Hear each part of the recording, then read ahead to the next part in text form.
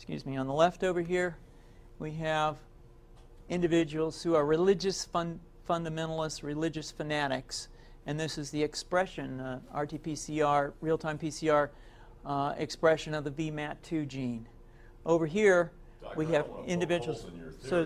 So let me complete. So over here, we have individuals who are not particularly fundamentalist, not particularly religious, and you can see there's a much reduced expression of this particular gene, the VMAT2 gene. Another evidence that supports our hypothesis for the development of this approach. So what you see here is by spreading this virus, we're going to eliminate individuals from donning on a bomb vest and going into a market and blowing up the market. So our hypothesis is that these are fanatical people, that they have overexpression of the VMAT2 gene, and that by vaccinating them against this, we'll eliminate this behavior. So we have some very, very remarkable data in this next slide. Here we have two brain scans. These are fMRIs. These are two different individuals with different levels of expression of VMAT2.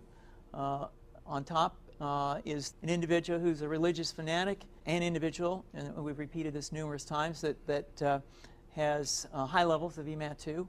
Now, this individual down here who had low levels of the VMAT2 gene, this individual would self-describe as not particularly religious. In each case, these individuals were read a religious text. This individual lit up the right middle frontal gyrus, shown here, and that's a part of the brain that's associated with theory of mind. It's a part of the brain that has to do with intents and beliefs and desires.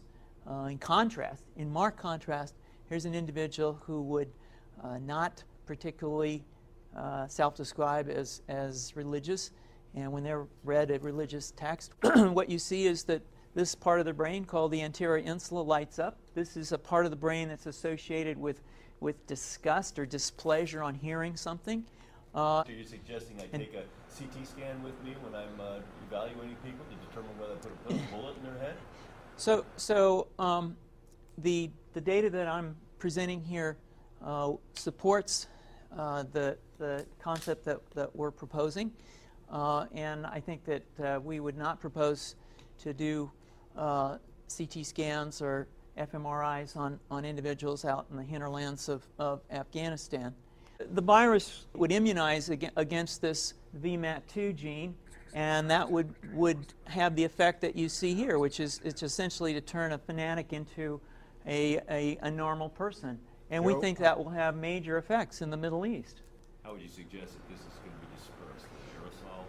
Well, so the present plan and the tests that we've done so far have used respiratory viruses, such as flu or rhinoviruses, and we believe that that's a satisfactory way to get the exposure of the largest part of the population. Most of us, of course, have been exposed to both of those viruses, and we're quite confident that this will be a very successful approach.